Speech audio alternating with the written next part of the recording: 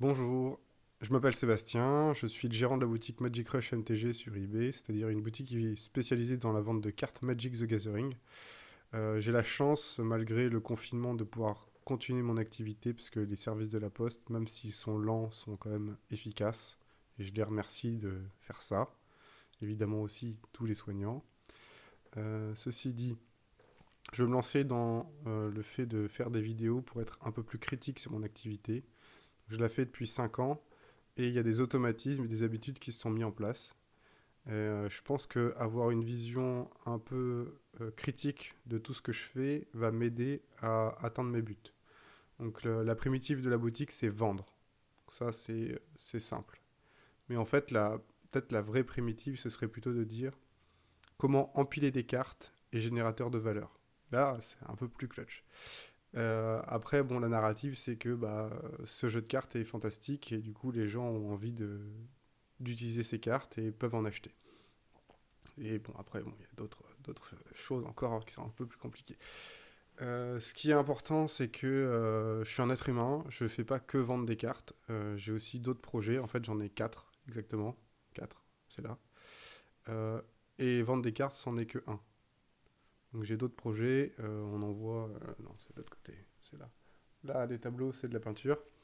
Donc ça fait partie d'un des projets que j'ai, c'est-à-dire de faire de la peinture, également de l'écriture, et un quatrième projet que je vais garder secret. Donc, l'idée c'est de parler simplement et d'expliquer les choses de la boutique. Donc ça a vraiment une orientation business.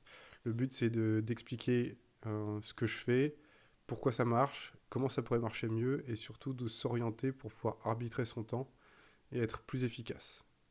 Donc c'est quelque chose qui est assez ambitieux et et après il y a des freins qui sont inhérents à l'activité. Donc je pourrais vous en parler. Évidemment, vendre des cartes c'est cool, mais il y a aussi des trucs qui sont plus difficiles. Aujourd'hui on est mardi, j'ai passé 5 heures à faire des envois. Après j'ai passé 3h30 à faire des réceptions et et je gagne pas très bien ma vie. Voilà. Donc ça c'est un premier point qui est quand même assez gênant, sachant que ça fait 5 ans que je gère un business qui marche. Le problème, c'est que quand on part de zéro et qu'on a mis 5 ans pour avoir un business à peu près rentable, pour un business très rentable mais avec des moyens qui sont limités, ça fait pas beaucoup à la fin et c'est difficile parfois euh, de pouvoir en rendre compte. Voilà. Et puis, le problème de ce marché et de cette activité, c'est que c'est quand même quelque chose qui est un marché de niche et c'est un jeu qui est peu connu. Et puis surtout, c'est pas très famous. C'est-à-dire que c'est un jeu qui est culte, mais le jeu de cartes Magic, ça touche quasiment 1% de chaque génération. Donc ça veut dire qu'il n'y a pas beaucoup de monde qui connaît finalement, et c'est une catégorie de personnes qui est quand même un petit peu ciblée.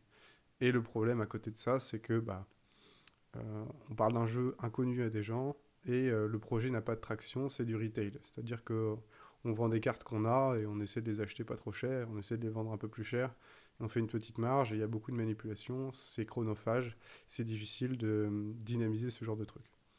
Et c'est très loin de ce qu'on pourrait appeler des business scalables. C'est un grand nombre de fois répétable, mais c'est pas scalable. Donc ça pose des problèmes. Euh, et puis, je vais essayer de vous expliquer dans la prochaine vidéo, mardi prochain, parce que là il est tard, j'en veux plus. Je vais vous expliquer ce que j'ai mis en place il y a quelques temps. C'est exactement la livraison gratuite pour la France. Et quand on a 15 000 annonces, la livraison gratuite, et qu'on fait des centaines d'annonces, enfin des centaines d'envois par semaine, livrer gratuitement, ça peut commencer à coûter cher. Et l'idée, c'est de faire une analyse de cette étape qui a été franchie, mais qui est en fait un test. Voilà. Allez, à mardi.